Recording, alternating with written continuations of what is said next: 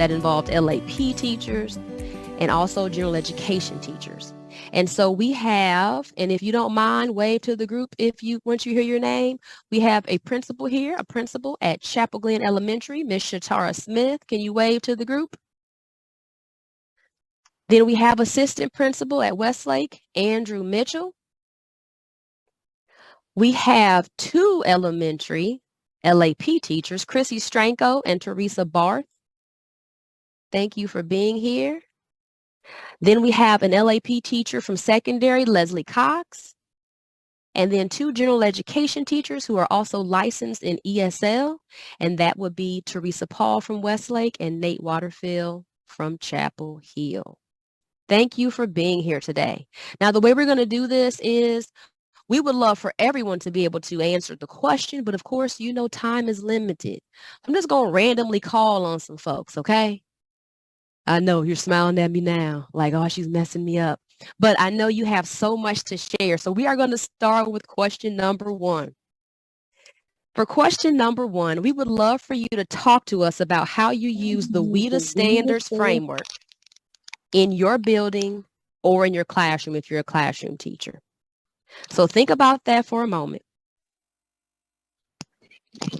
And we know we've been trained on that. We've been working on that. It's a new framework. But talk to us about how you use the WIDA standards framework in your building or classroom. And we're going to start with Teresa Paul. Hi. First of all, in our building, we have the proficiency level descriptors that our principal and assistant principal have shared with us. And we've talked about it in our grade level meetings. And we have content objectives and language objectives, but we've also combined those into one.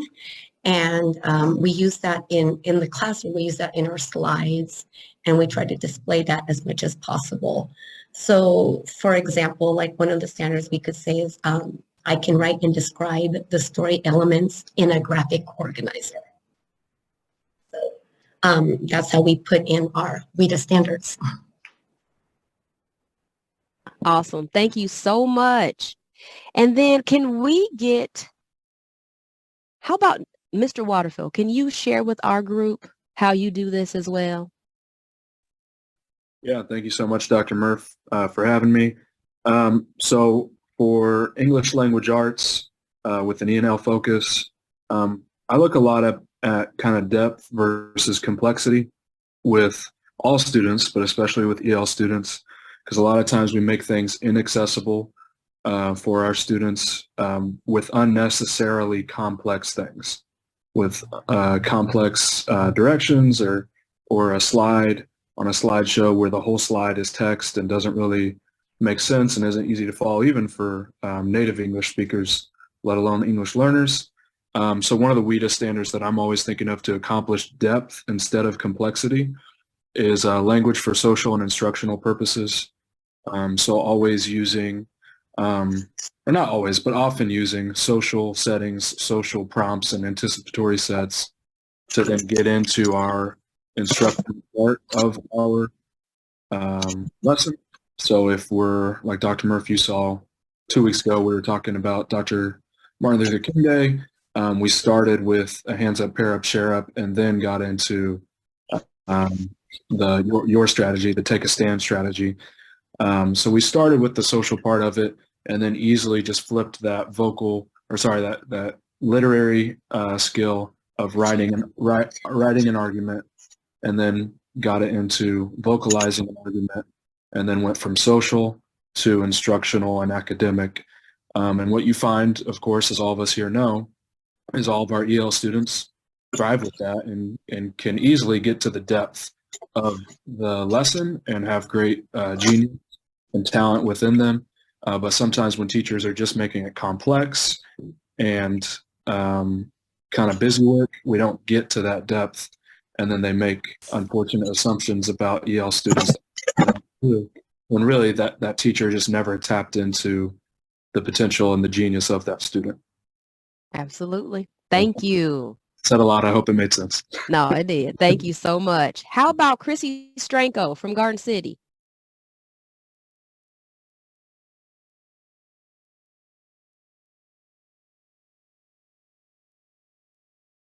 Oh, you're muted. Duh, sorry. Hi, everyone. So I'm trying to think of what I could add. I know that in our building, a big focus this year has been co-planning with our classroom teachers. And the WEDA standards framework is something we started introducing to our classroom teachers more last year. This year, we're just trying to put it more into action, which is still a little bit new. So the co-planning piece is nice because the LAP teachers that are more of the experts are able to pair with the classroom teachers and look at a unit and the content objectives that they're going to start working on. And together we can look at that WEDA framework and decide what standards we're going to hit. And then we dig deeper into language uses and the proficiency levels and really try to decide how we're going to couple language and content, if that makes sense. And I do think that this year we're being a lot more intentional about our planning, and you're seeing that in the instruction inside the classroom. So we are actually getting ready to do another round of professional development with our teachers where we're going to work more on the language objectives. So I'm really excited to see those new things rolling out in our classrooms for our EL kiddos. Awesome. And you mentioned co-teaching. So for our families that are on, can you dive a little bit deeper? Can you give us like an example of what a typical co-teaching lesson could look like so that they can visualize what happens when their kiddos are in the classroom? Okay, so it varies a little bit in my day based on grade level. But for the most part, it is me coming in, and normally the classroom teacher has front-loaded the lesson. So she's given the introduction and the beginning of the lesson. And then what we will do normally is I'll take some of the kiddos, it'll mostly be my EL students, and I've strategically grouped them. And then the classroom teacher will also be working with the group, and we're working on the same content. I just may be providing my students, my EL students, with different scaffolds so that they have more access to their curriculum than the classroom teacher is doing with her group. So to make that less complicated, we're teaching the same thing, just a little bit differently. That's how it works in most of my rooms. There are a couple classrooms that on some days I might take a group out and we're still working on the same content, but I'm just doing it in a smaller, quieter, more focused setting. Awesome. Thank you. Thank you. Let's go ahead and move to the second question. And I'm going to start off with Principal Smith. How do you strategically enhance learning experiences for our multilingual learners? Uh-oh, I think it dropped her. Let's go with Mr. Mitchell. There's a lot of different things going on in terms of our building. Mrs. Paul is actually part of our staff, so she gets an opportunity to implement some of the things we talk about during our PLCs. The main thing we try to focus on is not only making sure our students are able to understand the curriculum in which we teach, but also that the families can be a part of that discussion as well.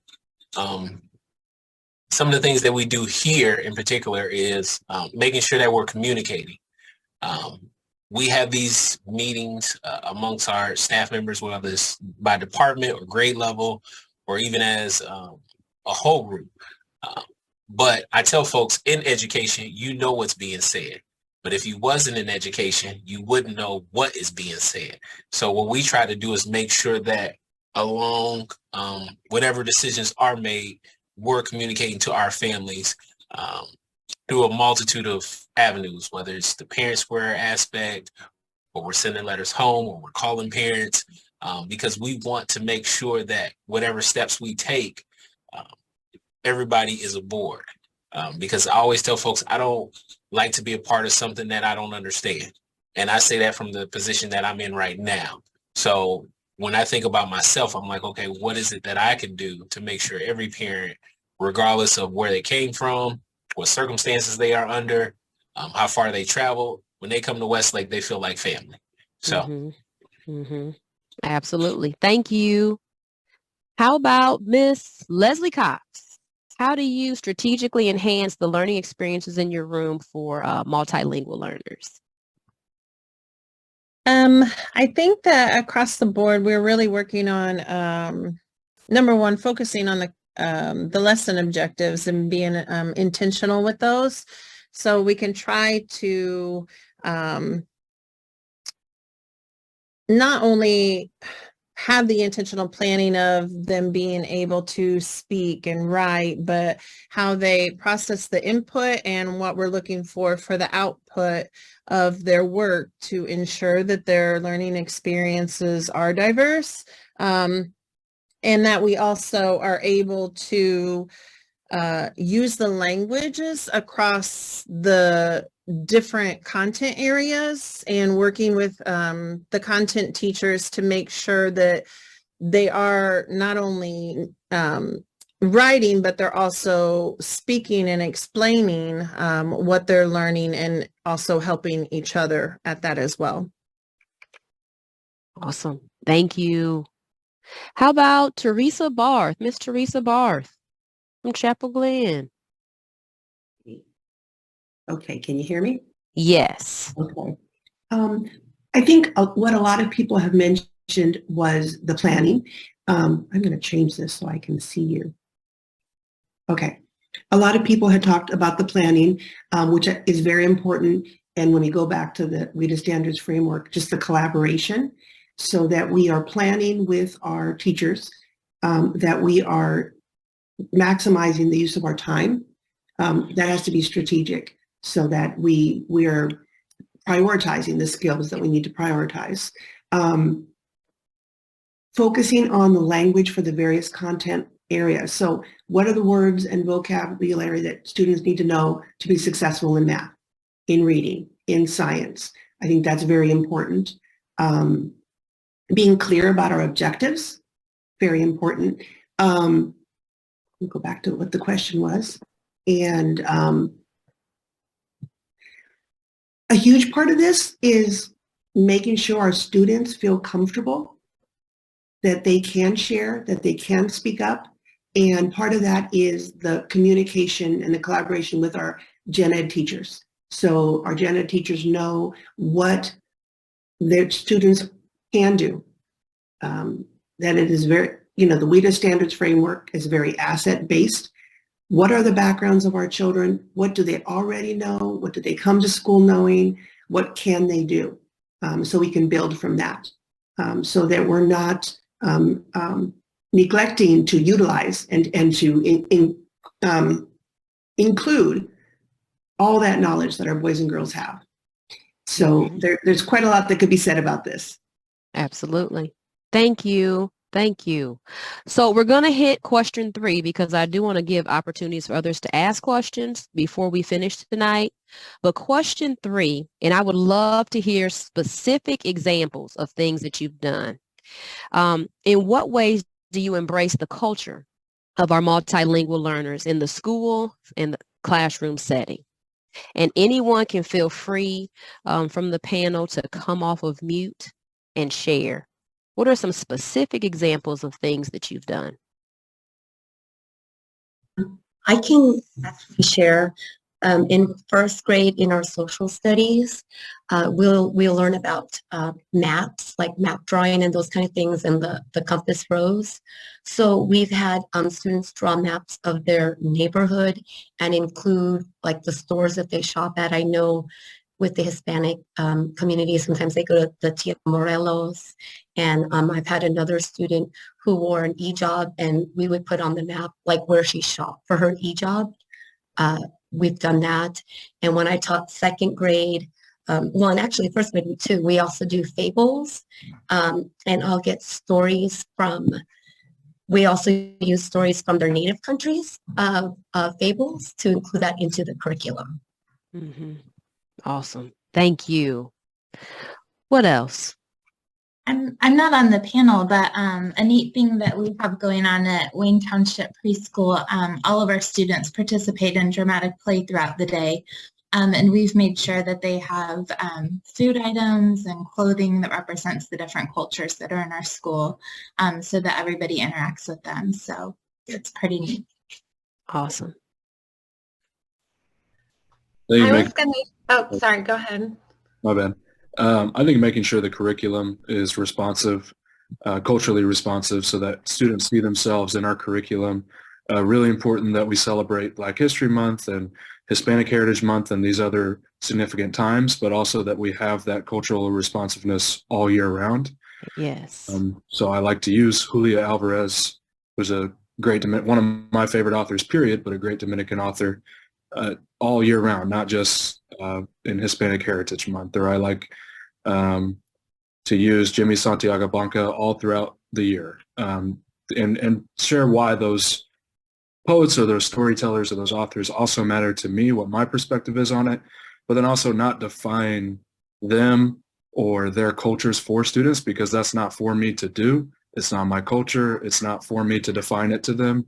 Let's just say, hey guys, this is what I'm interested in, and this is of a lot of your guys' cultures. I want you to define what that means to you. I'm here as the expert on education, but you're here as the expert on your culture. So a lot of it also is then stepping back and saying, I'm going to be curious and not judgmental, and let me learn from you, the student, which I think also just, it lets them be the expert, but it also encourages them to know that they're valued in your classroom. That's right. Thank you. Chrissy, I think you were going to say something as well. Yes, I was going to share that we just recently had our Hispanic Heritage Night celebration at Garden City. And it was just such a really neat experience to see the families show up. A lot of them wore traditional clothing. Our staff made sure to have flags representing most of the countries from our school, that they were able to get the flag that represented their country. And then the students read, and really all of the students participated, K through 6. And the students read about different famous Hispanic people from their cultures, their countries. And it was really cool to see the families just cheering and waving their flags, and the littles performed some songs, and the older kiddos really got into it.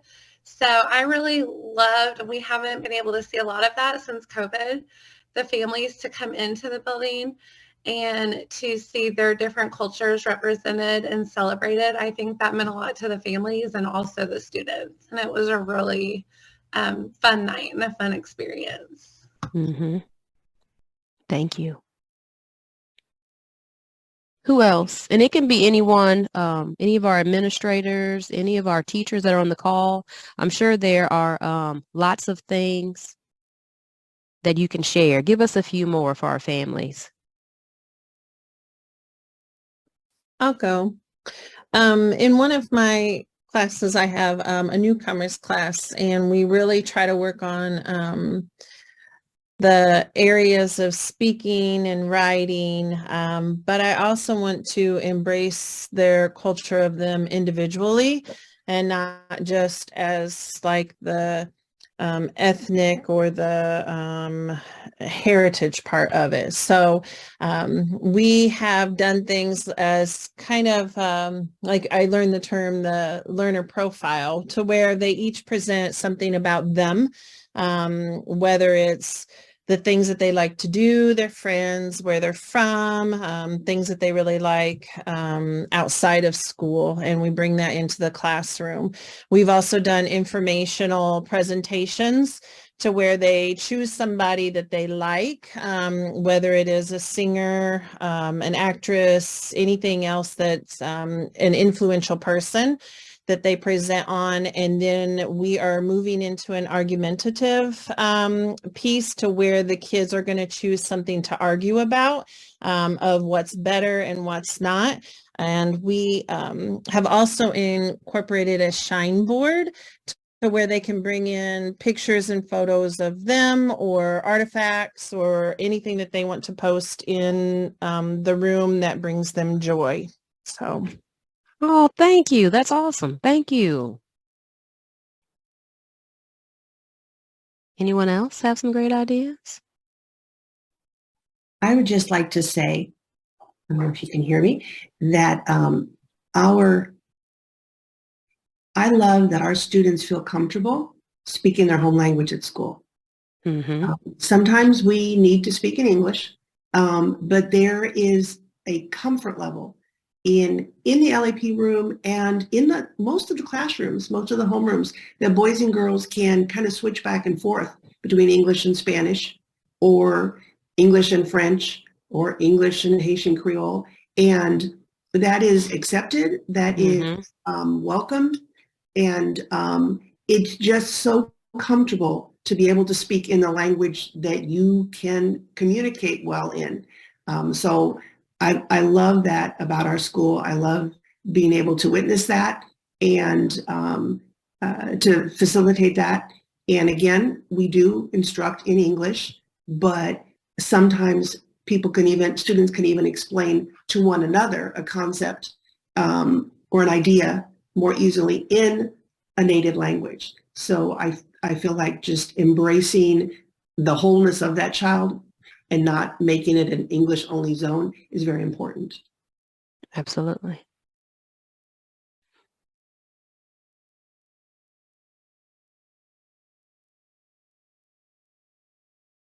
Who else from the district? What are some things that you're doing in your building that you can share with our families to embrace culture?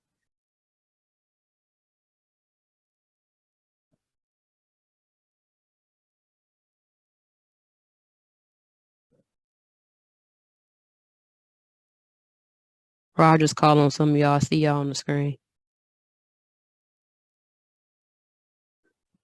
I guess I could also share that we have an annual family night, and we have more than 1,000 participants each time. And I think just bringing all of our families together to meet each other and experience the different activities that we have planned, I think that helps that too.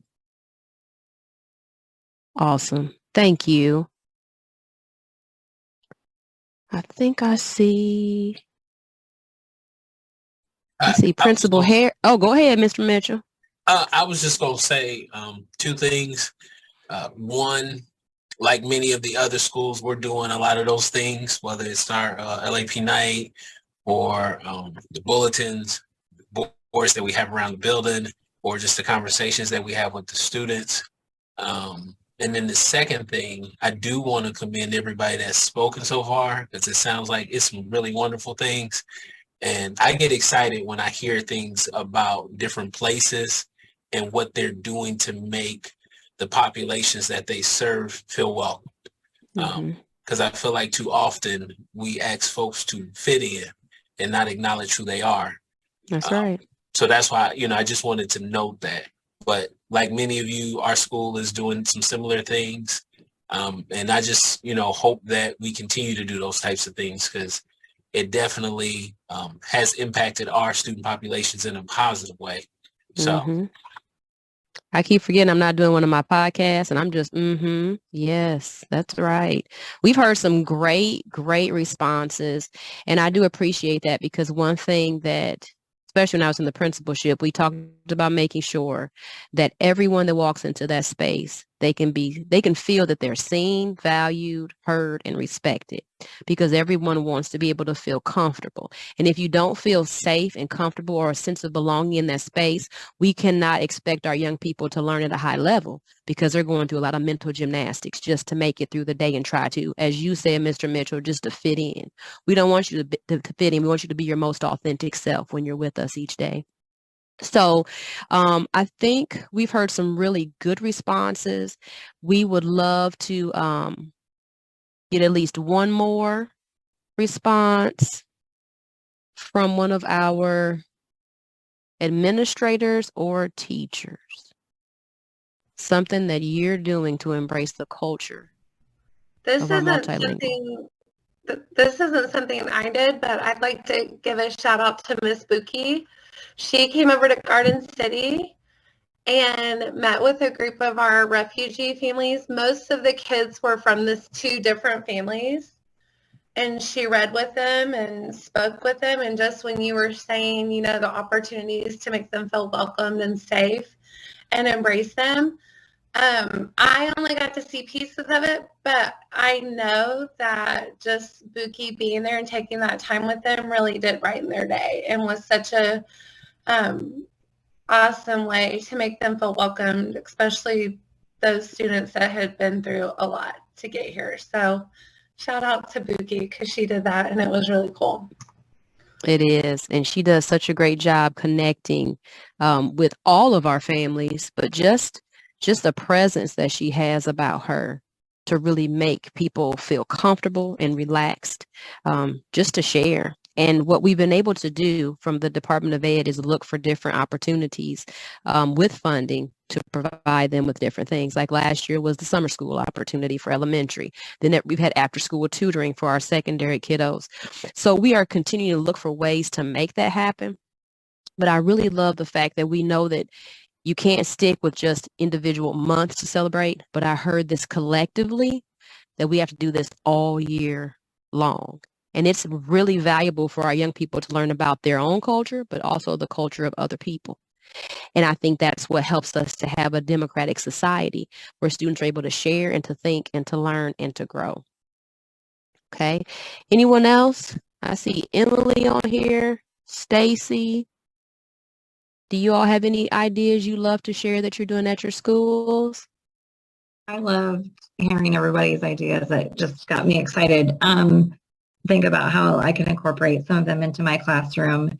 One thing that I do try to do with my students and with my families is really spend time during the first quarter building that relationship with them, particularly with new students, by reaching out and kind of doing a get to know each other type of thing, find out more about their child's likes, dislikes, preferences, to really kind of develop, as Leslie said, those individual learner profiles. It's also really helpful information as I'm collaborating and co-planning with the general education teachers to know what each student's individual culture truly is. And then they spend some time reflecting on that and referring back to, we create like graphic organizers and different documents that we use in the classroom to share with each other and kind of establish a community of learners. But it's just been really a powerful thing to have students hear their parents talk about what makes them special, and then being able to share that with class. Awesome. Thank you.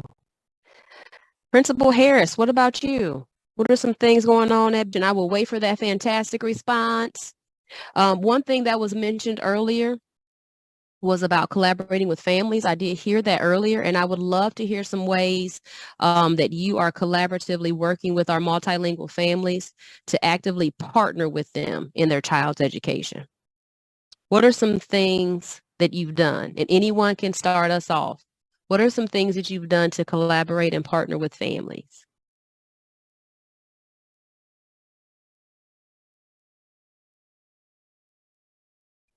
I would say that the main thing that we do is being accessible, to be accessible. We're very fortunate that all of our LAP teachers and staff are bilingual, and we spend a lot of time on the phone and on Parent Square, which translates, which is awesome. So, or on the language line. Every day we are fielding multiple phone calls with questions. We have newcomer parents who need clarification. We have parents who may have been with us for a while who want to reach out to a teacher. And so, today I was talking to a parent who wanted to know how she could help support her child with the homework a little better. So I spoke with the LAP teacher that works with that student and the classroom teacher. They're going to set up a meeting with the parent because they moved in after conference time, so they haven't ever met face to face. So nothing takes the place of that, the personal relationship. And parents appear to be, and I hope our parents are, feel reassured. We know your child. We're taking care of your child. We're going to answer your questions and get back with you. As a parent myself, I know that mattered to me, that the teacher knew my child, knew their needs and knew their struggles. So I sound like I'm preaching, but we do spend a lot of time just communicating constantly with our multilingual families. And just another plug for that language line.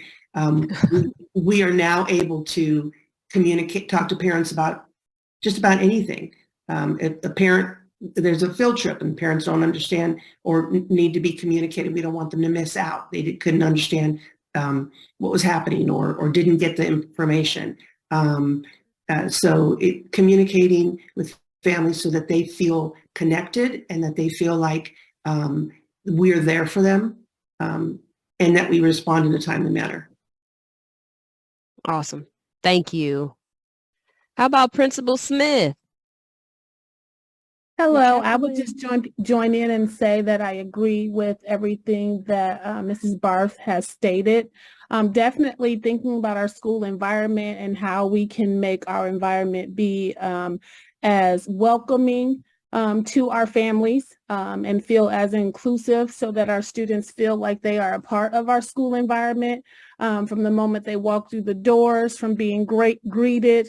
And also, one of my goals, even with personnel, is looking intently at hiring more of a staff that is reflective of our student population. Absolutely. Thank you.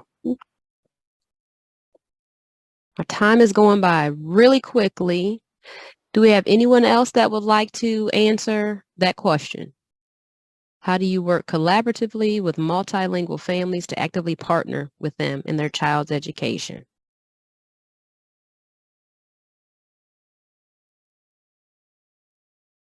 If not, we're going to open it up for families to ask questions.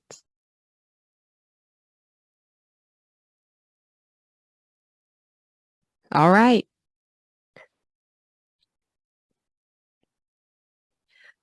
Are there any families on the call today that have some questions they would like to ask us?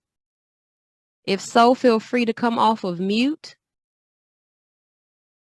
and ask any questions that you may have about our programming or questions that you have in general.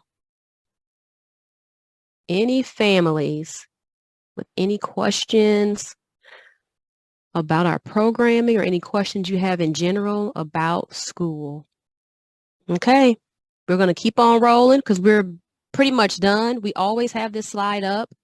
We will stay on for a few minutes afterwards if there are families that want to ask questions just to me, if you like. But we want to continue to make sure that we are working together. Collaboration is the key. And when it comes to school, it's important that we have a clear connection between school and home. Families know that you can reach out to us at any time. We don't know all the answers, but we definitely know that it's important for us to continue to learn and grow as we engage with our multilingual families. It was really awesome. Panelists, thank you all for sharing your information and your expertise. We would love to do this again next year and have different voices as well. We want to make sure everyone that would like to share can share. And next time we love to have a parent on the panel as well to share their experiences. So thank you again for being here. We always say stay engaged, but we are here just a phone call away, email, parent square message to answer any concerns that you may have. So thank you all for a wonderful EL Broad-Based meeting. And if any families would like to stay on to ask a question, I will be here for the next few minutes. Have a great evening and thank you all again. Awesome.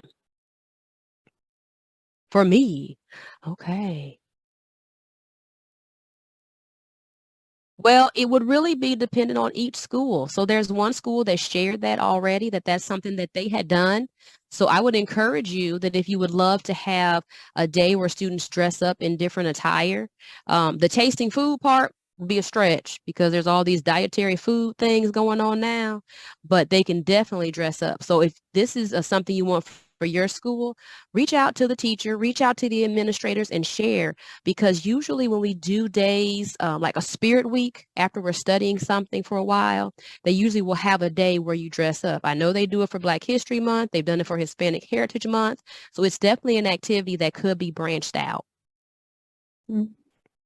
So definitely reach out to your school. It's a wonderful idea, and it's so beautiful when you take those pictures and you can put them on Twitter and you see all the students that dressed up, because everyone can dress up in something. So it's really exciting to see. Thank you for that great question.